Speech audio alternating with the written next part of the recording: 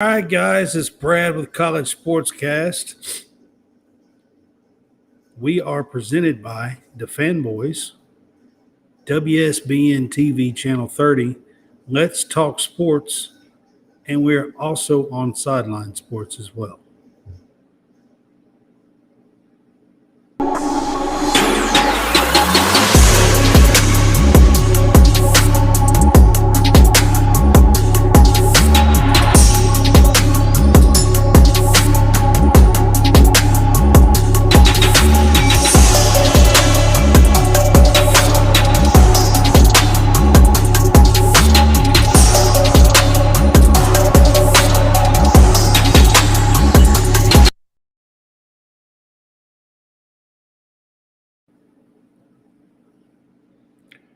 All right, guys, it's Brad with College Sportscast. I'm not sure. I might be doing this one by myself tonight, but welcome into College Sportscast. Like I said, we are part of the Fanboys. We are also being featured on Let's Talk Sports, Sideline Sports, and on WSBN TV. I do have that rolling on the bottom of the screen tonight on our ticker. Excuse me, I've got a bug flying in my face. So I've been on Talking Kentucky with Coleman Scott and opening up just a couple of minutes late here. So that was part of the reason why I was opening up late a little bit tonight. But welcome to College Sportscast. And I am at Bluegrass Brad's, which is me, by the way. And we are sponsoring the Fanboys, Greenville Sports Media, College Sportscast now. So welcome in. We're going to be doing a lot of baseball talk tonight. We're going to be doing our super regionals and doing some previews on those. Got some college sports news updates and a little bit of that stuff that we're going to talk about as well. I'll probably start with the college sports updates. Probably start with a little bit of news that's going on around the college sports world, which this time of year, you don't get a whole lot of news, but you do get some news, catch here and there. So I'll start out with talking about our True Victory, which is what I'm wearing, by the way. I have on my True Victory shirt tonight, and I'm going to put it up on the screen. Please go and get some really cool, comfortable apparel, and you can get shirts and hoodies and tanks, hats, all kinds of stuff. So check them out. Scan the QR code to the right of the screen there, and you can shop men's, women's, or accessories. They have lots of different stuff to check out. And when you get to the checkout, don't forget to use the Fanboys 15% off code. It gets you 15% off. And we would appreciate you guys getting some cool gear and helping us out at the same time. So again, scan that code to the right of the screen. That QR code will take you right to it if you just scan that with us. If you are joining us tonight, you can go to the chat room and chat with us. I'm putting something in there right now. So if you're on with us, feel free to chat with us, and I will, especially since I'm doing this by myself, we'll kind of just go with it and talk back and forth with the chat and everything. So, all right. So college sports news. Let's start with, so there's been a lot of talk lately that Colorado and Arizona are rumored to be going to the Big 12. Nothing official yet, but Deion Sanders is part of this. I don't think Deion's been very happy with Pac-12 and TV deal that's taken forever for them to try to get and work out, like well over a year now, probably. And they supposedly are close to working something out, but they also said that 6 months ago as well. So, so the Big 12 is very actively telling that they are talking to at least 4 members of the Pac-12, at the very least. That's Colorado and Arizona, and also Arizona State and Utah. So they are very actively trying to bring 4 teams in from the Pac-12. In other news, the Big Ten has also been talking to several teams, and they've been talking to Washington, Washington State, Oregon, Stanford, basically from the Pac-12. The Pac-12 is in trouble. They don't have a TV deal in place past this year. This season is it, which is the revenue, which is the money. And they don't have any after this year. And they have been well over a year trying to work it out, and it's not happening.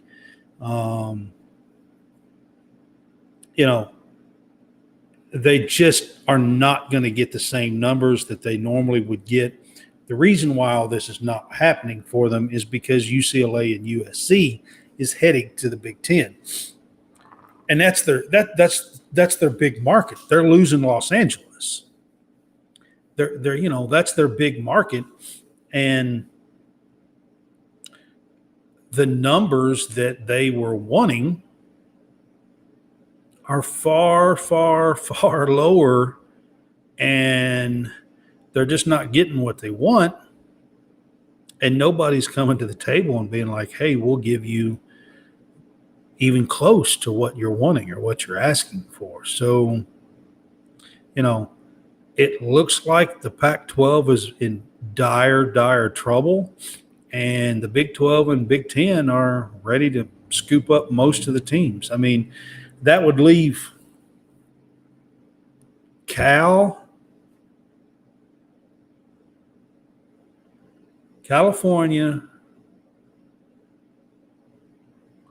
I'm trying to think of who the other team would be.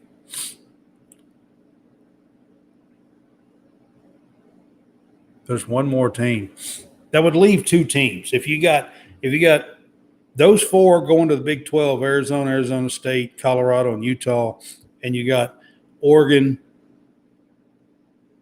State. It would be Oregon State. If you got Oregon, Washington State, and Stanford, it would be Oregon State. Oregon State and California would be the other 2 teams. So, because they're already losing USC and UCLA to the Big Ten. So, anyways, that is part of the news that I wanted to get to. Second thing that I want to talk about tonight, right off the bat, real quick, is I want to give some love to the Oklahoma Sooners softball team. Okay? They are about to finish off a historic season. They are 60-1. They're in the top of the 5th, ahead 2-1, about to beat Florida State for the national title. Again, repeated national titles for the Oklahoma Sooners softball team. They are an absolute monster in women's softball. It is unparalleled, to be honest with you. The domination that they have been showing. They lost 1 game early in the season they win tonight, they finish this game off. This would be the second game of the best 2 out of 3 series, which started yesterday. They won last night 5-0 over Florida State, who was 58-9, by the way, had a great season. But this Oklahoma women's softball team is really and truthfully unbelievable. So I just want to give them their props. They have definitely deserved that. They are about to annihilate basically all the competition and go through undefeated in the tournament. And I mean, like I said, it's 2-1 right now in the top of the 5th. I did want to put that out there that the game is currently going on. Go to ESPN, check it out. It is the national championship for the Women's College World Series for softball. And it's game 2. So if Oklahoma wins, they are the national champs. Again, repeated.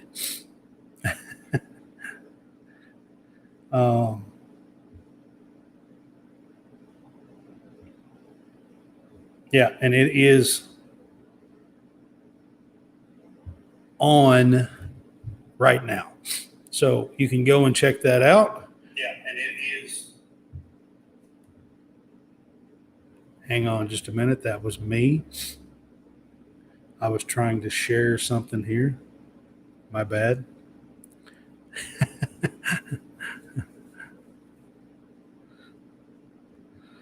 All right. So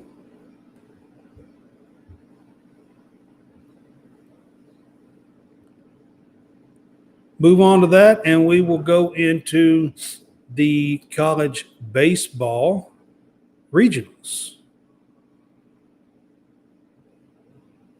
No, wait a second. I got one more topic here that I was going to bring up and that I was going to talk about. So yesterday, and I actually wrote an article about this on Stadium Rant. You can check it out. Go to stadiumrant.com, go to college sports articles, and you will see one about powerful leaders going to Washington, D.C. This happened yesterday. Nick Saban, Greg Sankey was there. Also, Mitch Barnhart from Kentucky was there. John Calipari from Kentucky was there. And they are trying to get Congress to vote on at least 5 pieces of legislation that will help the NCAA be able to federally have rules and guidelines and enforce them. And the reason why this is important is right now the NCAA can't really do anything about it because it is being run by individual states. The state governments of individual states is what has the laws set in place for each state, meaning the laws in California are different for the laws in Texas. The laws in Texas are different for the laws in South Carolina, which means that the laws are different. They can do different stuff to recruit in Texas, and they can do different stuff to recruit in North Carolina, and they can do different stuff to recruit in Oregon, and they can do different stuff to recruit and do whatever they want to because it's not a level playing field. So Hey, Josh, and you did see me a few minutes ago. It's not a level playing field, and what is needed is that there is a lot going on in recruiting that is pay for play. There's a lot going on in transfer portal that is pay for play. There's a lot going on in tampering with the transfer portal. There is a lot going on that's wrong, and nothing can be done to enforce anything because they are kind of left powerless because the states have the laws. So, with the help of legislation in Washington, Congress, Senate, if it could go through both and pass, then they would have the help of the federal law to put in place that would precede these state laws, and with one of these things have the power to enforce them, which is much, much needed in the college sports world right now. And I am actually really hoping that that will happen. And I know that a lot of people think that the government shouldn't be involved, but the government's already involved. That's what's been happening. That's why NIL is even in place and existing right now, is because the state government levels allowed it to happen. The NCAA had nothing to do with it. The NCAA was holding off actually as long as they could. And now these individual states have their own laws in place, and it's different everywhere. And, it's so from one school to the next, there's, this school can't do nothing, can't do this, but this school can. You know what I mean? So, there's nothing this school can do, and they're going to sweep in over here and they're going to take whatever they want because it's okay over here. So that's the kind of stuff that's going on. And hopefully we can get Congress, the NCAA hired one of the ex-governors of Massachusetts as the president. They're hoping that he, as a ex-governor, will have some relationship with them to encourage them to pass some legislation so that college sports in general, baseball, basketball, football, can survive. I'm hoping that that's the case. And a large group of SEC people, coaches, administration was in Washington, D.C. yesterday for that reason. And I just wanted to put this out there tonight. I done a little rant on it on my show on Tuesday. Catch the last 25, 30 minutes because me and Jason Harrison had a little debate on this topic. And Jason is an ex-player, and he sides a little bit more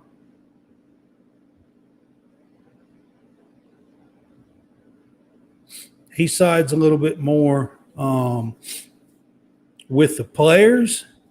And it's not that I don't think the players should get money for what they do. I mean, I was just on Talking Kentucky, and they were talking about that the football players on the new college football game that's coming out in 2024 are only going to get $500 for the name, image, and likeness. That's ridiculous. I'm not saying it should be $5 million a piece or nothing, but I mean $5,000 for 500 players that's named, that's actually named on the game. They're probably not going to have 4,000 players named on the game. I mean, just do, I don't know, 5 or 6 or 8 or 10 or something on each team. I mean, you don't have to have every single player's name on the. But anyway, the players should be getting money. It's not about that. It's about restrictions and it's about laws. It's about pay for play. It's about tampering. It's about a lot of things that's going on that is not good for college sports. It's about a playing field that's the same for a school in North Carolina as it is for a school that's in Texas. That they are on the same restrictions and can't do the same things as the other school.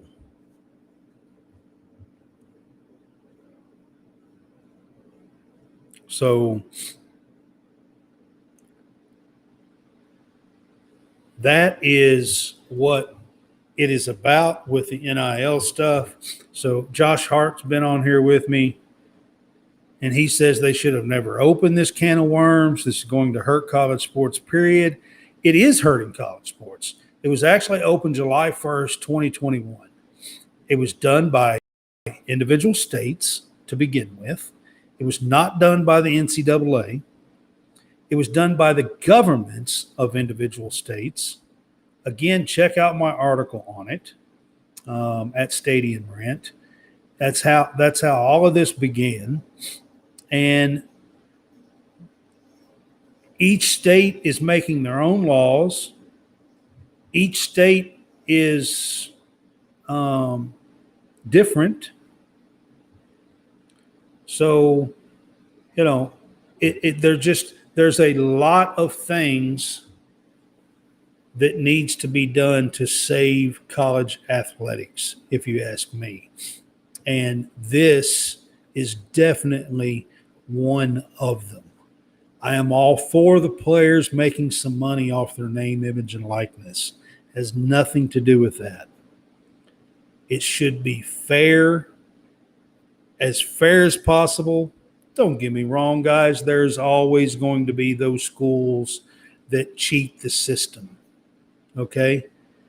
But if you have these rules in place that I'm talking about, the legislation for these rules in place, then you have the power to enforce your rules. And that is what is needed. You definitely are going to have schools who test the waters and try to push the envelope and try to get away with stuff. It's going to happen. We all know that. Been around long enough to know that. Go look at SMU from the 80s. It's been going on a long time. So it will happen again, but at least if we pass some legislation to give universal guidelines and restrictions and empower them to be able to enforce them, then we can have something to stand on. And right now we do not.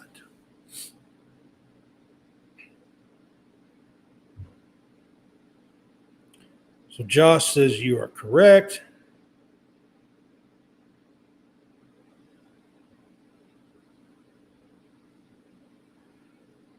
They about never recovered from that.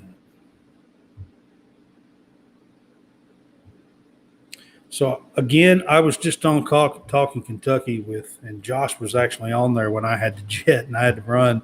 I stayed on there actually a few minutes too long, actually, to start my own show. So no, what? Brad's supposed to be on vacation. Brad's not on vacation. I don't know what he's talking about. I told him I was having to work, but I was not going to be on vacation. And no idea what Jay is talking about with Greenville Sports Media there. Hey, Jay, True Victory. Get you one, man. I got it up on the screen. Scan that, buy you one. Used to fanboys. They're good. They're comfy. I like them.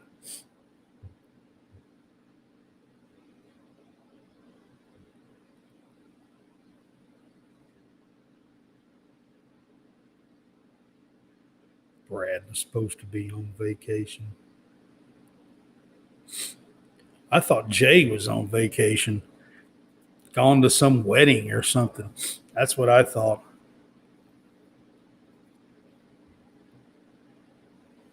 Brad don't do weddings. Just so y'all know. I'm weddinged out. Anyways, all right. So True Victory is up on the screen. Scan the QR code to the right of the screen and shop. Use our code to Fanboys for a 15% discount. We'd appreciate that. And you can get some really cool, comfortable gear to wear. There's lots of different stuff to choose from. So check them out. Trying to hold off. John may be joining me. I'm not real sure. He said that John Roberts, one of my partners, said that he might be on around 30 minutes into the show. So I was trying to hold off with some of the baseball talk until John can get on here.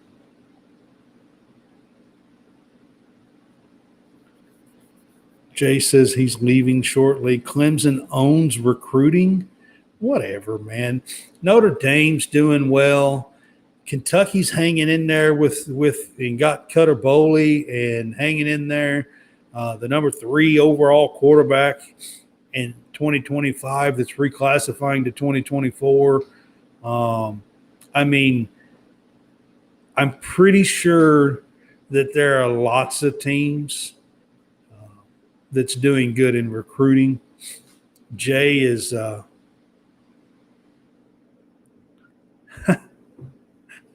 Josh says Calipari doesn't do weddings either. Okay.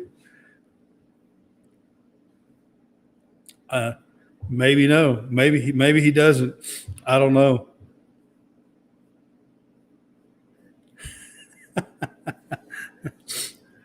Yeah. So talking about Calipari just for a minute. So Matt Jones today is riling up the whole fan base. By the way, I'm not exactly sure. He woke up on the wrong side of the bed this morning.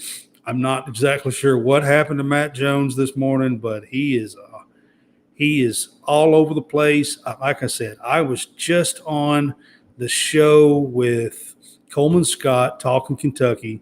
Catch me on there. I just done what I believe is a perfect analogy of what's going on with Kentucky basketball. And we have John Calipari, who is basically playing poker and being like, man, I like my hand. I'm sticking with what I do. I'm sticking with how I recruit. I'm sticking with how my past and how I have built my legacy. And I've got my guys. I've got my class. I'm even going to build it a little bit more and bring in a few more stellar people from 2023. And he's pushing all in. And we're going to find out. Is he right?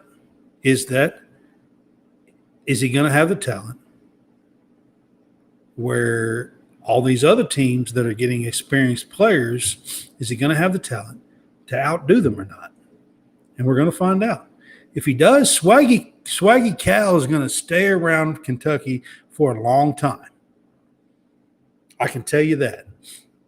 If he pulls it out and this team gets to the Elite Eight or the Final Four and has that kind of a run, Swaggy Cal is coming back to stay for quite a while at Kentucky.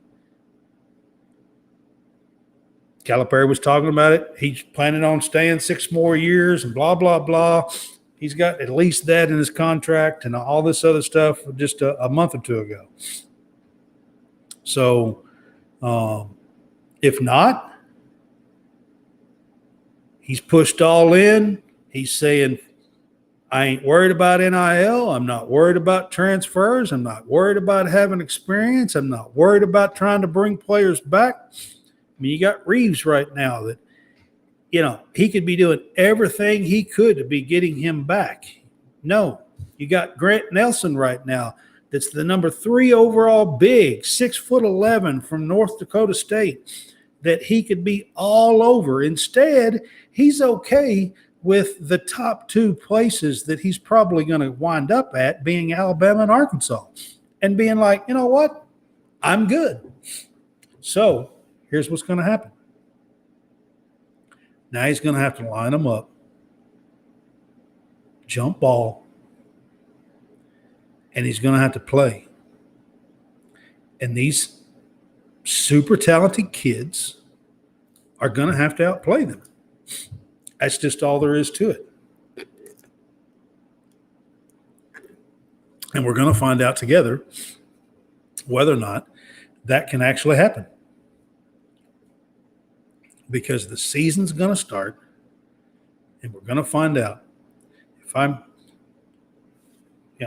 allowed to be here and I stay healthy and I'm allowed to be here, I'm going to find out with you. And that's where we are.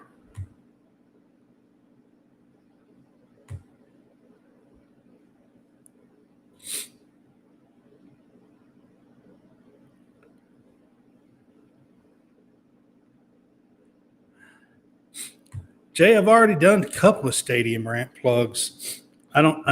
You're behind, man. You're totally behind. I don't know where you've been, but you're behind. I've also done some DeFanboys plugs. There you go. There's you another one.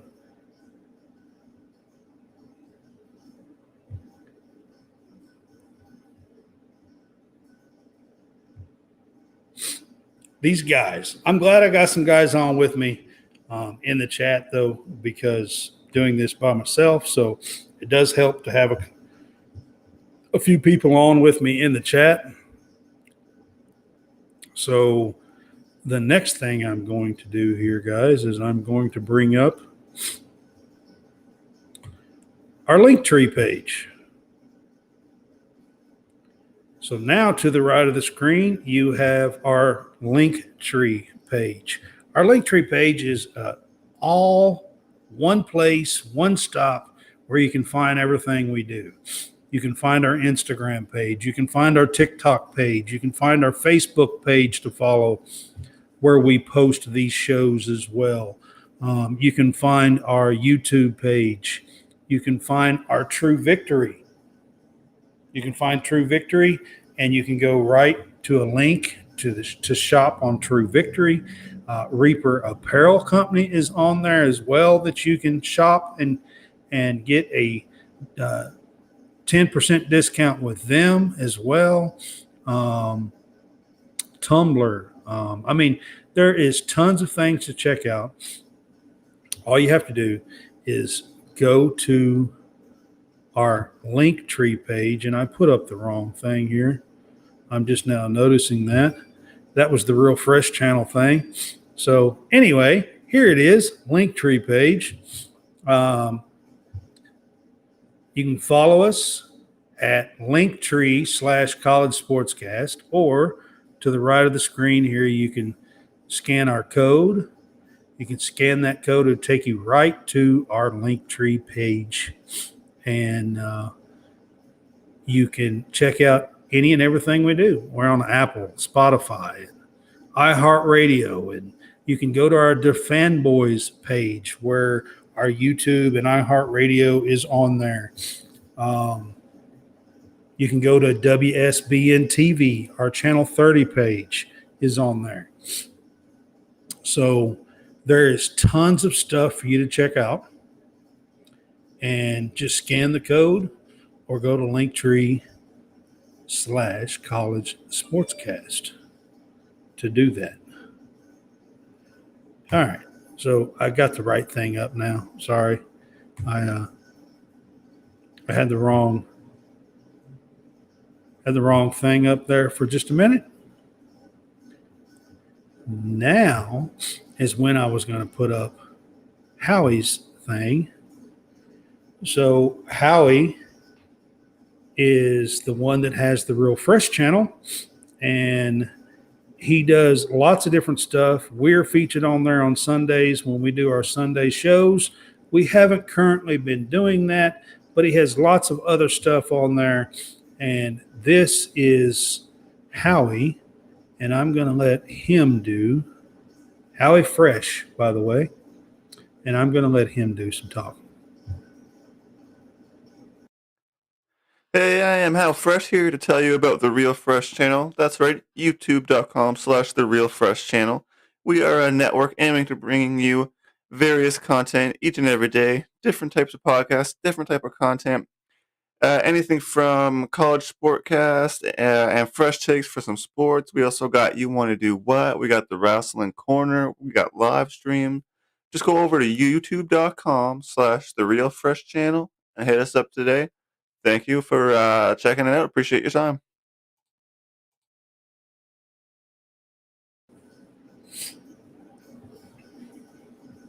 All right, guys, that was Howie Fresh with the Real Fresh channel. He is a part of our Defend Boys team, and he does a pro sports podcast, and he does a wrestling podcast for us at defendboys.com. Check us out. And he has his own page there, channel called the Real Fresh channel on YouTube. Hey, I am Hal Fresh here to tell you about the Real Fresh channel. That's right, youtube.com/the Real Fresh channel. We are a network aiming to bringing you various content each and every day, different types of podcasts, different type of content, anything from college sportcast and fresh takes for some sports. We also got You Want to Do What? We got the Wrestling Corner. We got live stream. Just go over to youtube.com/the Real Fresh channel and hit us up today. Thank you for checking it out. Appreciate your time.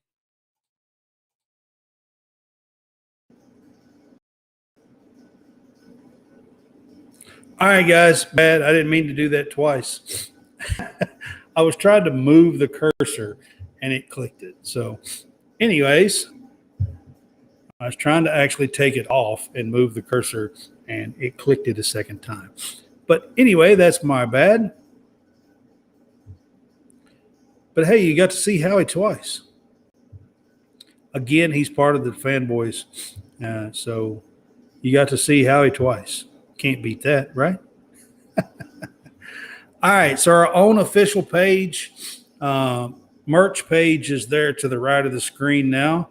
College Sportscast. You can get our logos on a shirt there, and you can also we have a basketball, a couple for football, basketball, soccer, volleyball, softball. So we have lots of different designs on different shirts for different sports, and you can check us out there while you are watching. Use our code WATCHCSCAST for a 15% discount. So if you watch our show and you hear me, whether that's watching live or watching in a replay, and you are someone who watches our show, you will know that there is a way to get a 15% discount on our official merch page. Just use our code WATCHCSCAST at checkout, and you can get 15% off. So I'm going to leave that up on the screen there for you guys for a while. And I'm not sure if John's coming or not, but we're going to get to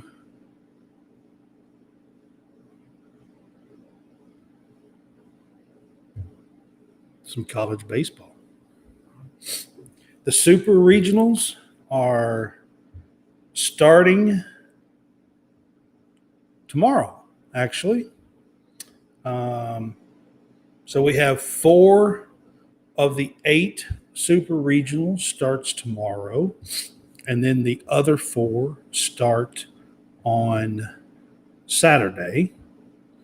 And the 4 that start tomorrow play Friday, Saturday, and Sunday if necessary. And then the ones that start on Saturday play Saturday, Sunday, and Monday if necessary. These are best 2 out of 3 series. So you have to win 2 to make it to the winner of these. There'll be 8 teams left, and they actually get to go to Omaha. This is the road to Omaha. This is the College World Series. So the winner of these rounds goes to the College World Series, College Baseball World Series, which is a huge, huge deal. Making it to the Super Regional is a huge, huge deal. And I'm going to start out talking about Indiana State and TCU. Indiana State and TCU. Indiana State was actually the number 1 overall seed in their region. They were the 14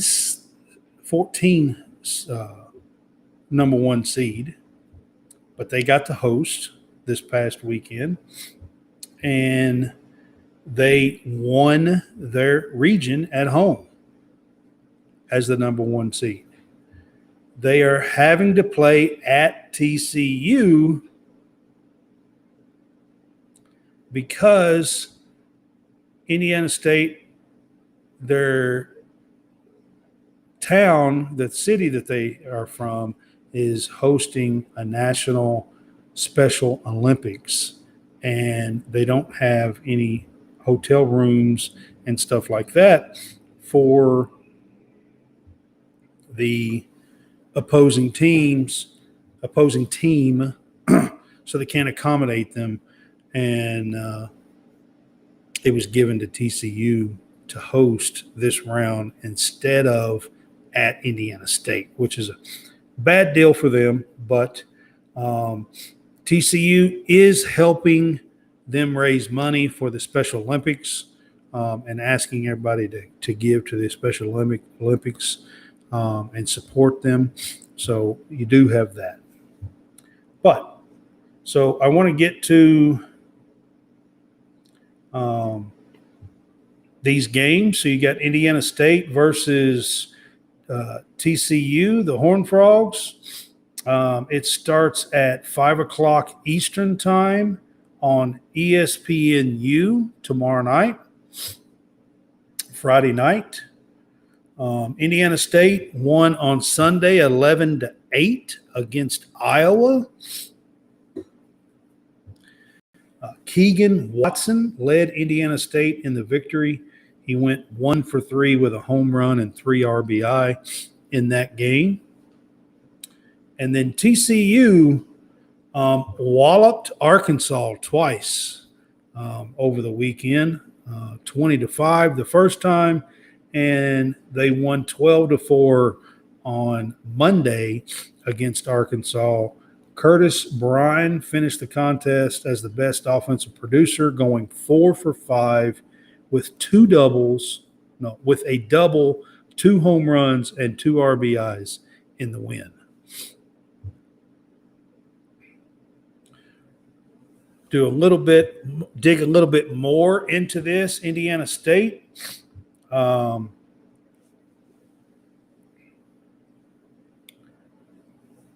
offense for the season has put up 6 runs per game. In the playoffs, they have upped that to 8 runs per game. TCU is surrendering 5.7 runs per game and only 4 runs a game in the postseason.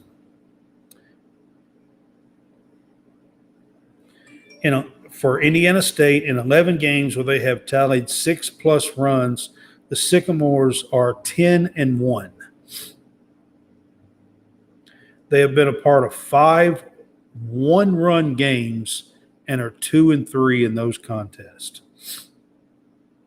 TCU lineup is averaging 8.1 runs per game, 12 runs per game in the playoffs, while Indiana State is only giving up 4.5 runs per game and 5.7 in the playoffs. TCU has a 28-10 record when scoring 6 or more runs. Indiana State's Adam Pottinger is hitting 400 with a 500 on-base percentage and over 1,000 slugging percentage in the NCAA tournament. He is 4 for 10 with 2 home runs and 3 RBI. Grant Magel,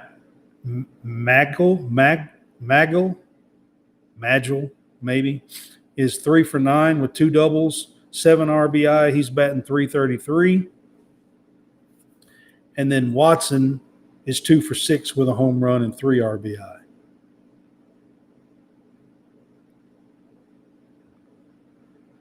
So TCU's been really hot.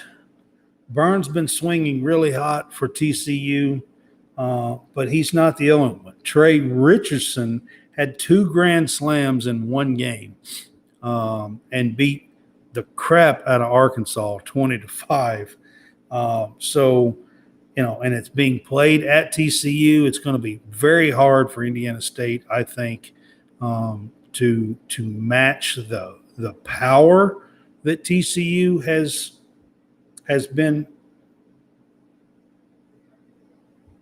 showed lately. So I look for TCU to advance in this region, especially since they're getting to play it at home. The next one I want to talk about is Duke at Virginia. It starts at noon tomorrow Eastern time on ESPN2. The Cavs beat East Carolina 8-3. Kyle Teal led Virginia in the win, going 4 for 5 with a double and a home run with 2 RBI. And the Blue Devils beat Coastal Carolina 12-3 on Monday. Giovanni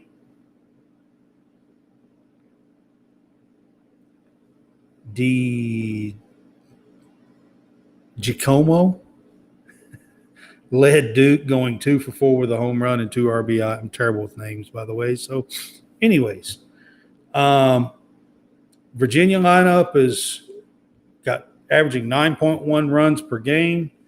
They are 38-3 when totaling 6 or more runs in a game.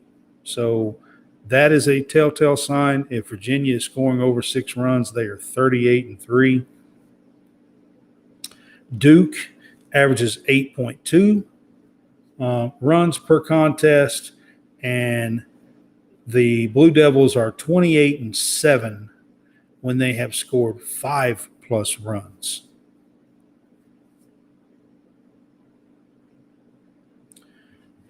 In the region round, Virginia's Teal was 7 for 12 with a double and a home run and 4 RBI. Ethan Anderson is batting .273, 3 for 11 with a double, home run, and 4 RBI for Virginia. Anthony Stefan, maybe, is batting .417. He's 5 for 12 with a double, home run, and 4 RBI.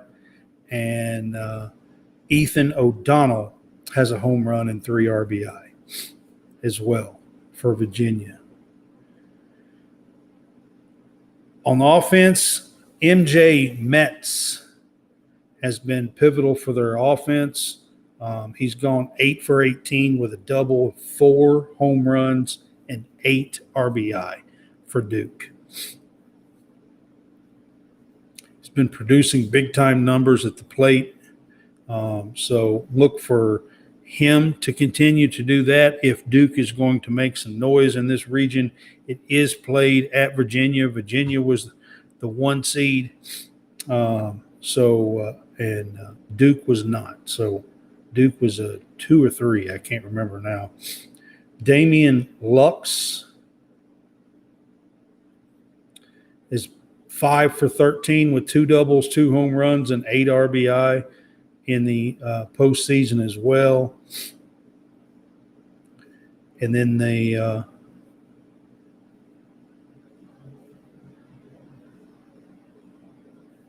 DG Acomo, maybe, is 5 for 13 with a double home run and 2 RBI.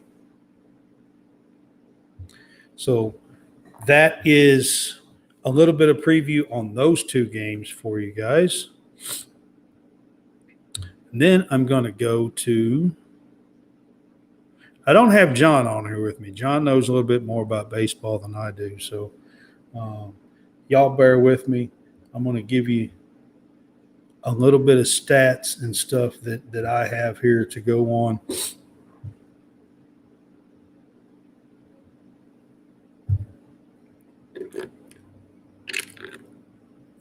The next one we'll talk about is Oral Roberts at Oregon. This also starts tomorrow.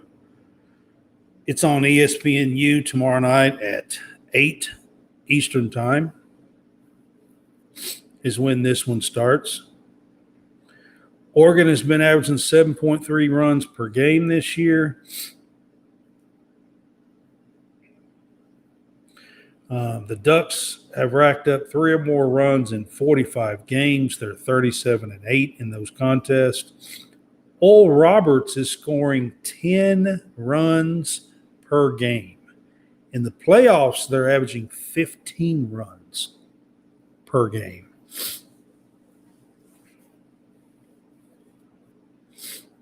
The Eagles are 6-0. The Golden Eagles, Oral Roberts, is 6-0 when totaling 6+ runs in 1-run contest. They haven't had any all season long 1-run contest. Oral Roberts has either won 21 or 22 straight games, by the way. Oregon, it was a 2 seed. Oral Roberts was a 4 seed in their region. So this one's kind of up for grabs. Oral Roberts is 49-11 overall. They've won 21 or 22 straight games. It is played at Oregon. And, you know, that's going to be an advantage to be in Eugene. But at the same time, don't count out this Oral Roberts team. They have been flat, putting up some runs and winning games. I mean, they got guys going 3 for 5, a home run, 6 RBIs. Here's another guy that's 3 for 5, a home run. Like I said, they have averaged 15 runs per game so far in the postseason. Look for Oral Roberts to make a little noise out in Eugene. That's my little tidbit. Then we're going to go to South Carolina and Florida. South Carolina and Florida were both 1 seeds. Florida was a 2 overall 1 seed, and South Carolina was 15. Both SEC schools. This ought to be a really great contest. It also starts tomorrow at 6 Eastern Time on ESPN2.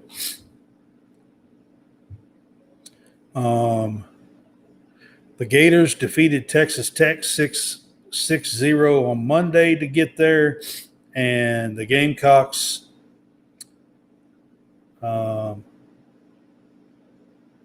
beat Campbell 16-7 to get there. Florida is scoring 8.6 contests per game. The Gators are 35-4 when they score 6+ runs. So that'll be a key component for the Gators. It is played in Gainesville, so that's going to be a plus for them as well. South Carolina can score runs, though. They've averaged 8.5 runs per game, and they have averaged 13.7 runs per game in their 4 games in the playoffs. So they can score runs. So can Florida. They got some good hitters.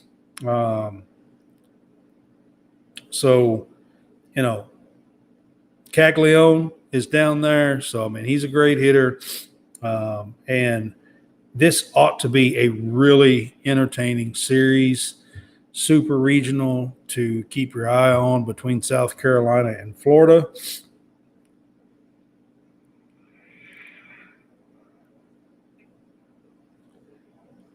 Gamecocks, when 6 or more runs, they're 34-1. For Florida, you got Wyatt Langford, you got Josh Riviera, you got Jack Caglione, Tyler Shelnut. These are the ones to kind of keep your eye on. Braylon Wimmer is a catalyst for South Carolina's offense. So when Wimmer gets things going, South Carolina usually gets going. And they can score runs in bunches. So that ought to be a really entertaining series. Those 4 games are the Friday. 4 series are the Friday series for the Super Regionals. So we got started with those. I will say, with it being at Florida, I do expect to see Florida win that series, but it would not surprise me if South Carolina makes a little bit of noise and has a chance to win that as well. But out of those 4 that we just talked about, the one that I think that might be able to get there that was not expected to be there is Oral Roberts. Look for them to make a little noise, and I think if we're looking for a sleeper team, I'm going to pick them to make the College World Series. All right. Then I'm going to get to the Saturday series.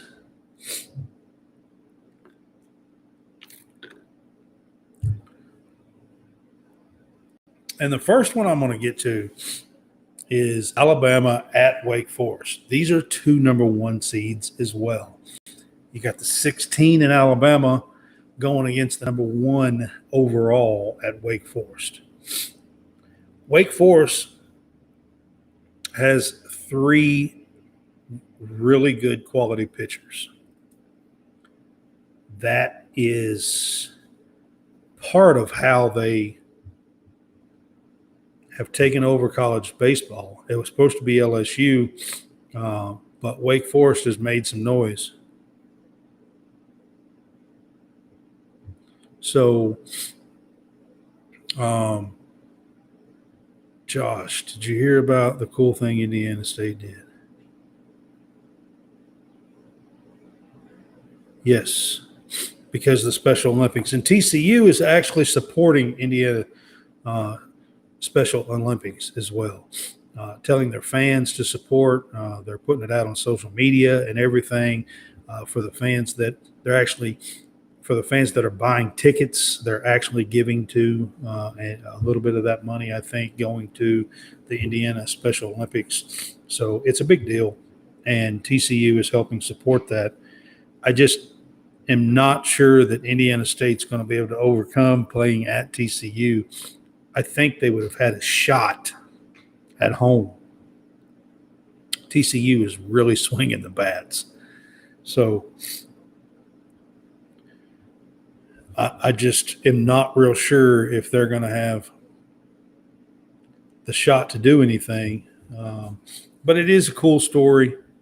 So the first one here I'm talking about on Saturday is Alabama at Wake Forest. It'll start on Saturday at noon on ESPN. Like I said, Wake Forest is the number 1 overall seed. Alabama was a 1 seed and the 16th one to host their region. Wake Forest is scoring 9.3 runs per contest, 12 in the postseason. In 42 games, they've scored 4 more runs, and they are 40-2 in those contests. So Alabama is putting up 8.1 runs per game, but only 7.5 in the postseason. So they've went down a little bit. But Wake Forest has only given up 3.3 runs per contest. But get this number. They give up 0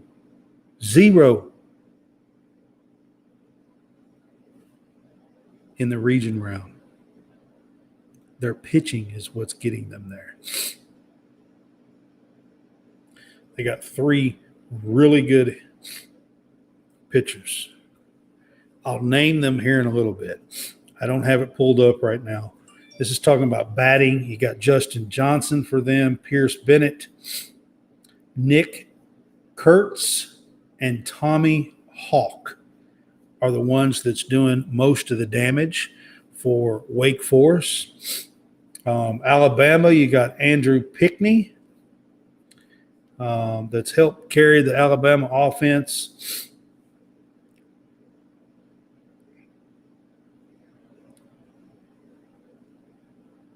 Caden Rose is another one. Mac Gaschetti. Kobe Shelton are some names that have been doing some damage in the playoffs for Alabama. Like I said, this is at Wake Forest. Wake Forest is the number 1 overall seed. And I told you that I would get you the names.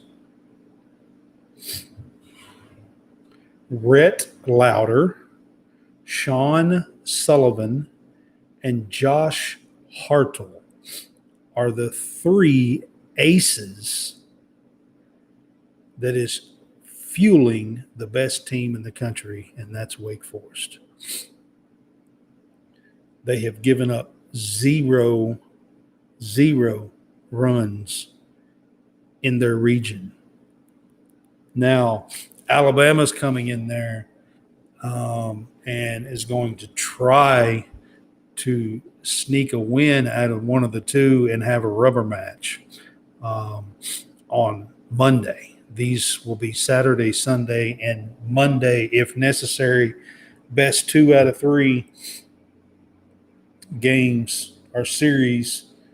So I just wanted to throw those out.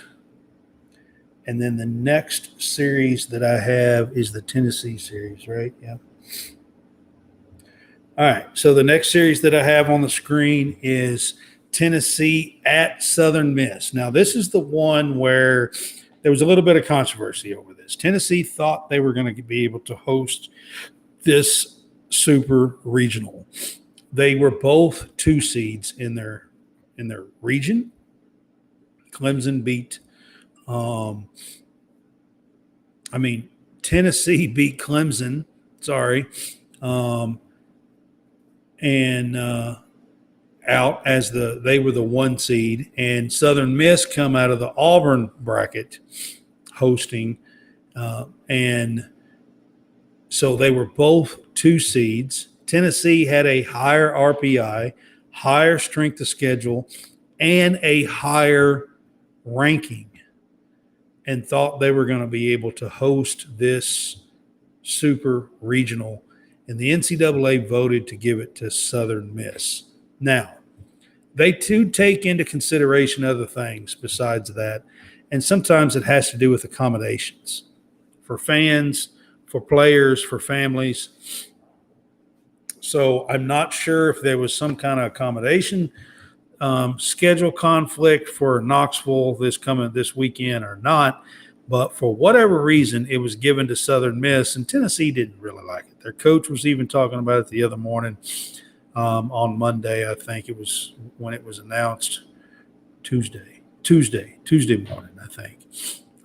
And there was a little bit of uproar from the Tennessee faithful about this, but it is being played in Hattiesburg, Mississippi, at Southern Miss. So they were both 2 seeds. Tennessee is, like I said, ranked higher RPI, higher strength of schedule. It begins at 3 p.m. Eastern on Saturday. It's going to be on ESPNU. The Eagles beat Penn 11-7 on Monday. Dustin Dickerson led the team to the win, went 2 for 5 with a home run and 4 RBI. And the Volunteers actually beat Charlotte on Sunday. Christian Moore for them went 2 for 2 with 2 home runs and 4 RBI to seal the victory. They beat them 9-2. Southern Miss is putting up 6.1 runs per game, 6.7 in the playoffs, while Tennessee is only giving up 2.7 in the playoffs. 18 games, Southern Miss has tallied 6+ runs. They are 15-3 in those games. So 6 runs would be a good measuring stick for Southern Miss to get a win. Tennessee is averaging 8.1 runs per game, and Southern Miss is giving up 4.3 runs per game. When totaling 6 runs or more, Tennessee is 31-1. So whoever can get to 6 runs first is probably going to win these games. I'm probably going to take Tennessee in this, even though it is being played at Hattiesburg.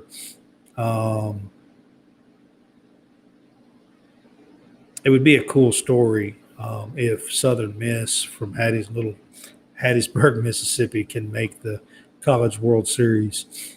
But I already said I'm a Kentucky fan. I'm probably going to take Tennessee in this series to make it to the College World Series. Southern Miss, Dickerson, that I mentioned up there before, Danny Lynch, Rodrigo Montenegro, and Carson Palto. I don't know how you pronounce his name. Are the players to watch for the Golden Eagles. They all hit really well to win their region. For Tennessee, you've got Moore, who went 7 for 10, 2 doubles, 4 home runs, and 8 RBI in 3 postseason games. That's pretty good. I'm just saying.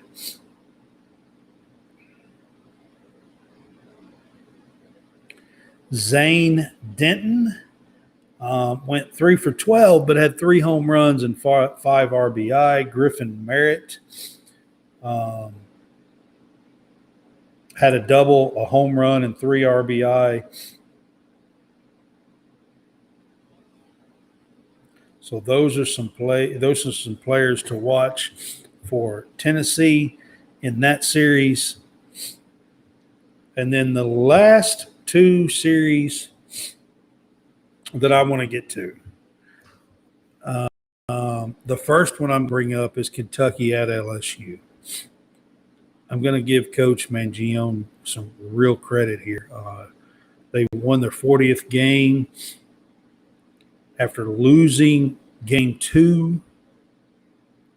They had to Indiana 5-3.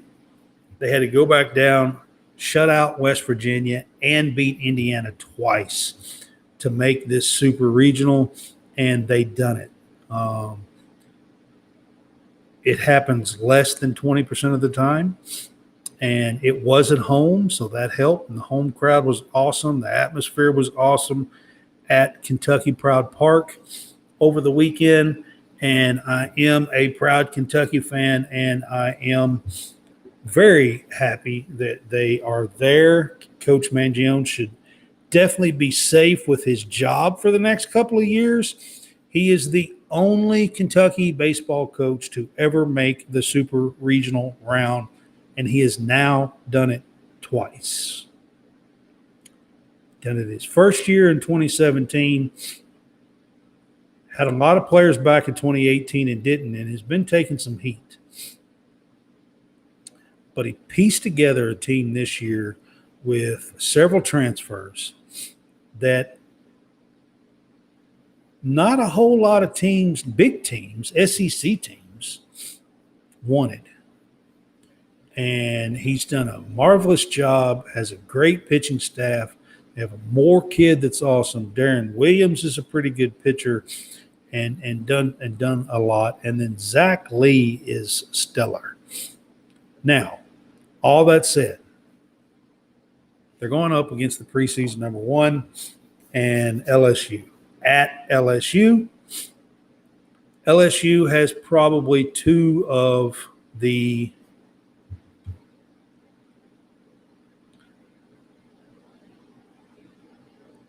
they have 2 of the top Major League Baseball draft picks on their team.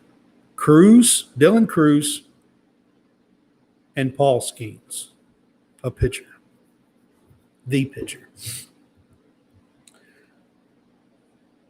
Paul Skeens will probably start Saturday.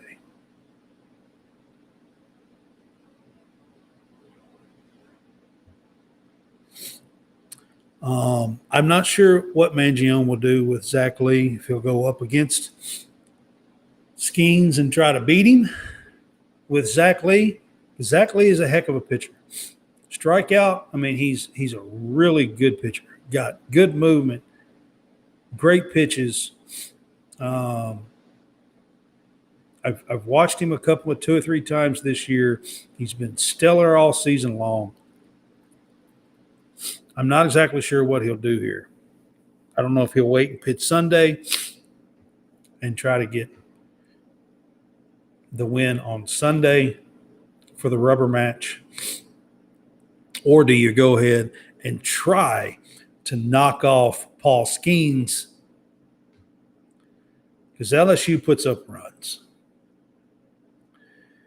All right. It starts at 3 p.m. Eastern time on Saturday, on ESPN.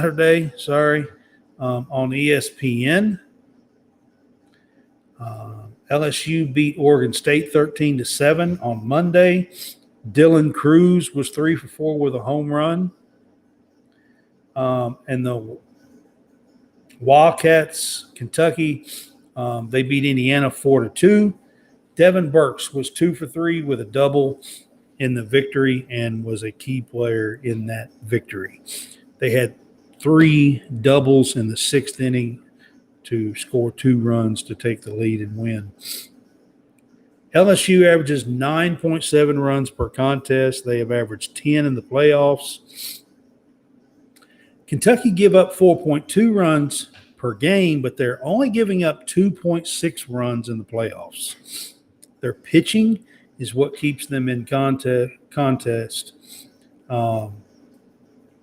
When LSU scores 6 or more runs, 41 games, they're 38-3. So Kentucky scores 7.2 runs per game. They've averaged 7.4 in the playoffs. and LSU gives up 4.5 runs per game. So they give up a few more runs than Kentucky does. I mean, of course, you've got Dylan Cruz, you've got Hayden Travinsky, Gavin Dugas, Cade Beloso. I don't know how to pronounce his last name. Devin Burks is absolutely key to Kentucky. He is their catcher. He is their leader. He's 6 for 13 in the playoffs in 5 games with 2 doubles, 2 home runs, and 7 RBI. Hunter Gillum is also key to Kentucky. He's had 2 doubles, a home run, and 8 RBI. Nolan McCarthy has a double, 2 home runs, 6 RBI. And Jace Felker has 2 doubles and an RBI, batting around 300 in the playoffs. So I want to get to this. They played a weekend series at LSU in mid-April. Kentucky lost the first game like 13-10. Come back and won the second. They beat them. And they had a rubber match. This was in Baton Rouge. They had a rubber match on Sunday. Kentucky took the lead late in the game, a 1-run lead. And in the bottom of the 8th, LSU scored 2 and beat Kentucky by 1 run. It was either 7-6, I think is what the score was, or 8-7. I think it was 7-6. Kentucky was really close to closing out the weekend series with LSU. I don't know if they can do that this time. I mean, beating Paul Skeens is very tough. Going through that lineup without getting hammered is tough. Kentucky does have some really great pitchers. It's going to be a tough weekend. You know, as much as I hate to say it, I'd love to see Kentucky win this. I hope they do. It's going to be a tough series. If I was a betting man, I'm betting on LSU. So let's just put it that way. All right. Then we're going to finish up with Texas at Stanford.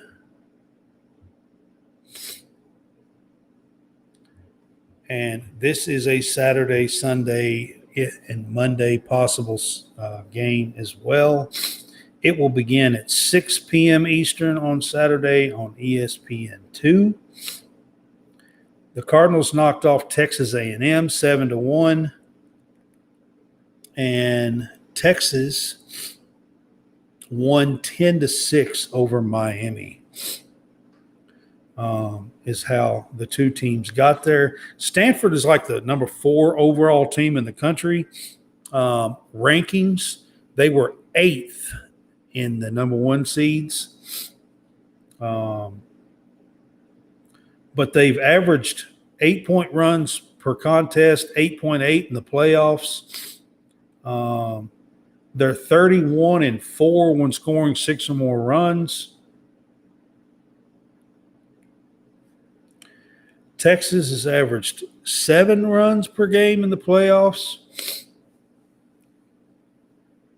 And Texas is 25-3 when tallying 6 or more runs. So for Stanford, Tommy Troy is one of their best hitters. He went 9 for 16, 2 home runs, and 7 RBI in their region. Eddie Park, 7 for 17, a home run, and 4 RBI. Drew Bowser was 4-13, a home run, and 2 RBI. And Alberto Rios went 5 for 16 with a home run and 4 RBI. That was for Stanford. For Texas, Mitchell Daly helped them to a couple of postseason wins, going 2 for 5 with a home run.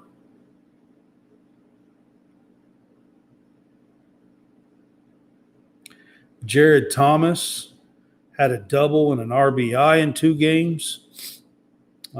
Garrett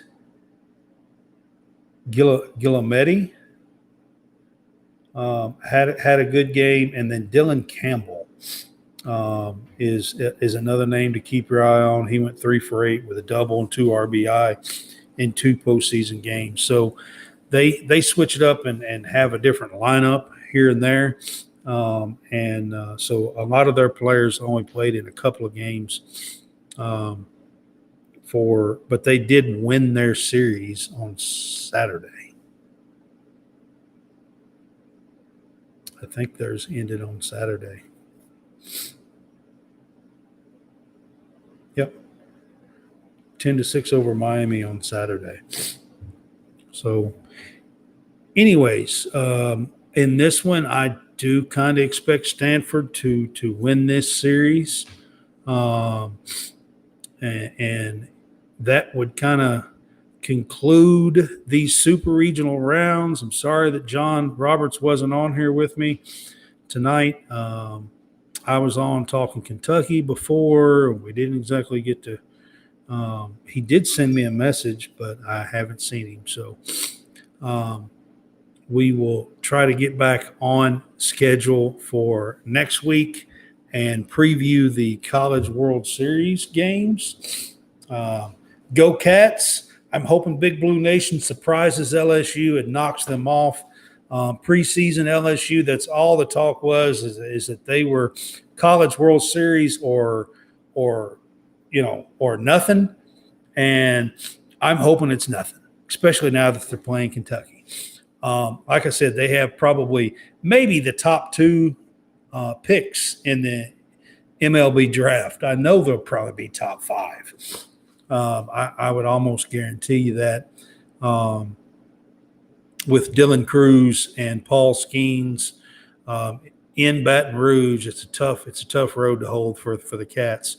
But them being in the Super Regional and being there and having a shot, and if they could pull off a win Saturday or Sunday and get to Monday, it would be a huge, huge deal for the Bat Cats that Kentucky fans likes to call them.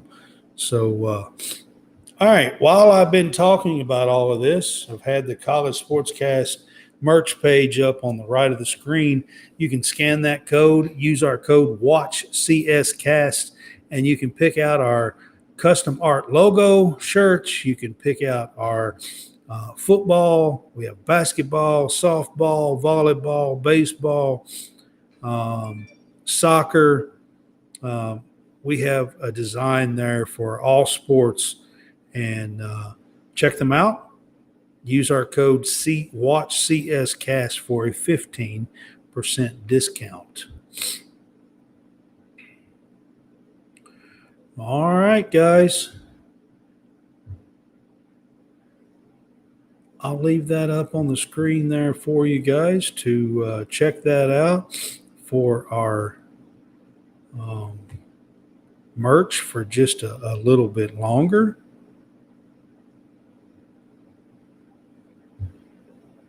I'll talk about our Home for Our Troops. Home for Our Troops is the Fanboys nonprofit organization that we're asking everybody to give to for 2023. They've been around for 20 plus years building homes for injured and wounded vets. And for every dollar that you give, over 90 cents of that dollar goes towards building those homes. They will do that anywhere. So if they're from Texas and they want to move to, I don't know, Hawaii, they will build them a home as long as it's within the states, and that's Hawaii's in the states. So they will build them a home and cost-free to them, and they do that through the help of you guys and of all of us. So you can go to www.hfotusa.org to give.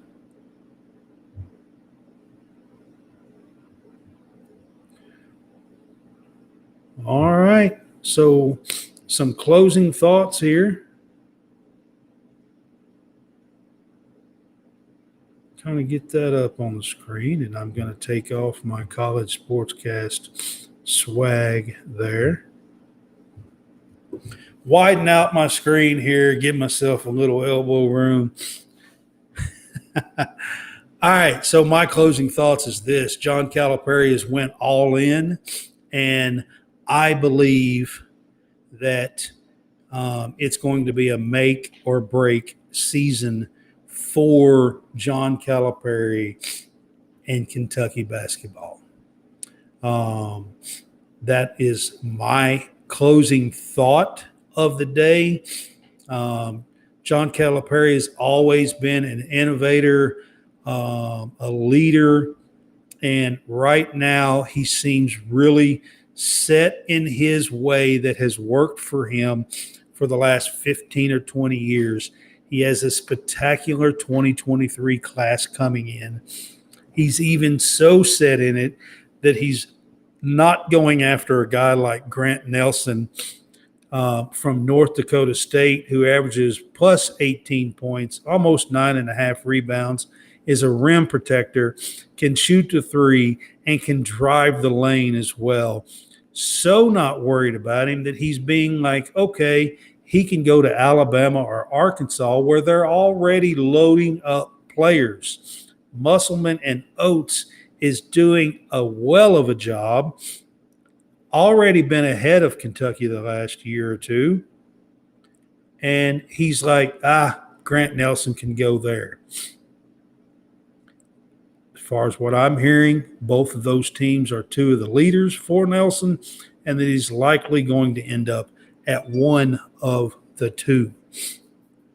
Now, he's also not, Calipari's also like, NIL, we're not going to pony up and start guaranteeing money. He's behind on that. He's, not terribly worried about returning players. So he's saying, you know what?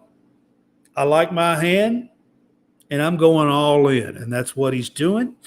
And that's what he's done, so much so that he's now after three more potential freshmen, Jordan Burks, Joey Hart, and Sumpto from Overtime Elite. 7-footer, 250 pounds, supposed to be a beast and a monster inside, slams everything, kind of like a baby Shaq, from what I'm told. Rebounds well, slams everything home. Slams it hard, tries to break the backboard, baby Shaq style, from what I'm hearing. So, it's got a great class. Could bring these guys in, and maybe, just maybe, Calipari says, "You know what, guys? I told you," and he says, "I'm going to bring the swag back, and you guys ain't going to do nothing about it." Or maybe college basketball's change and experience is going to mean something. Who knows? We don't know yet. But what I will tell you is this. John Calipari has pushed his chips all in on 2023. And we're going to all find out together on how this all plays out. And with that, I gave you guys my closing thoughts. Go to True Victory.